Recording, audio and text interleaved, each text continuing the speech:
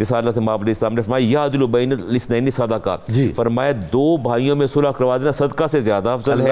اور پھر فرمایا کہ من اصلح بین الناس اصلح، جو بھائیوں میں صلح کرواتا ہے آتاہ اللہ بکل کلمۃ، اللہ تعالیٰ اس کے ہر جملے کے بدلے عتق رقبۃ، ایک غلام کی آزاد کرنے کا ثواب دیتا ہے۔ آپ تشریف لائے ہیں ہم دو بھائیوں میں صلح کروانے کے لیے، جتنے کلمات آپ نے ادا کرنے اللہ تعالیٰ نے ہر کلمے کے بدلے جو ہے۔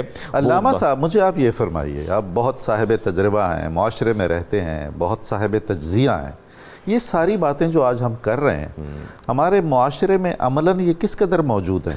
ڈاکٹر صاحب عملاً دیکھیں تو مفقود نظر آنے لگی ہیں۔ اب تو حالات ایسے پیدا ہو گئے کہ حسد ہے، بغض ہے، کینہ ہے، کمپٹیشن ہے اور مسابقت ہے، یہ ساری چیزیں اس طرح پریویل کر گئی ہیں کہ ہم بھلائی کی طرف آنے کو تیار نہیں۔ آج معاشرتی بگاڑ کی بنیادی وجہ یہ ہے کہ ہم کسی کے بارے میں حسن ظن نہیں رکھتے۔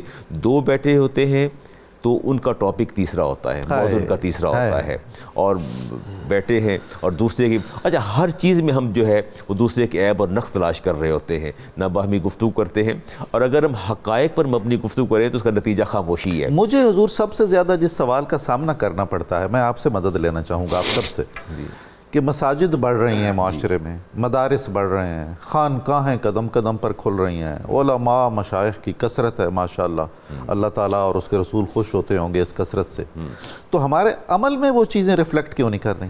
ڈاکٹر صاحب جو ہمارے قائدین ہیں، میں ایکسیپشن از آلویز دیر، جی آلویز دیر، اس میں میں عرض کروں گا نو ڈاؤٹ۔ اصل میں سمجھتا ہوں جب آپ کی قائد اعظم علیہ الرحمہ نے فرمایا تھا کہ اگر قائد اچھا میسر آ جائے نا تو آدھی کامیابی اسی وقت جو ہے وہ حاصل ہو جاتی ہے۔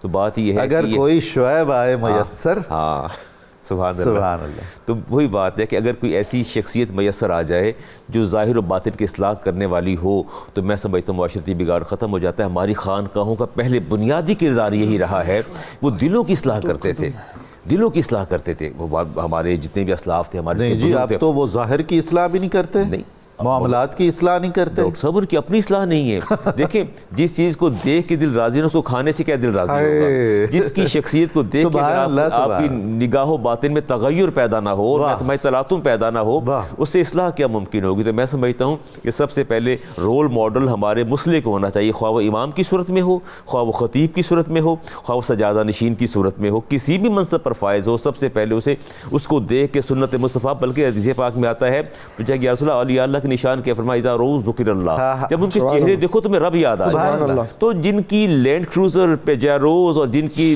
شہانہ ٹھاٹ پاٹ دیکھ کے رب کہاں یاد آنا ہے؟ میں مفلس آدمی ہوں، غریب آدمی ہوں، جب اپنے مشائخ کے پاس جاؤں گا اور جب ان کی اس کیفیت میں ان کو دیکھوں گا پھر خدا یاد نہیں آئے گا، دنیا زیادہ یاد ہے کہ میں سمجھتا ہوں اگرچہ میری باتیں جو ہے میں اسے کرٹیسزم نہیں کہوں گا، لیکن یہ کہ ہمارے جو معاشرتی رویے ہیں، یہ تنقید نہیں ہے، یہ تجزیہ ہے، اور اگر تنقید ہے بھی تو برائے اصلاح ہے، بر بنائے محبت ہے۔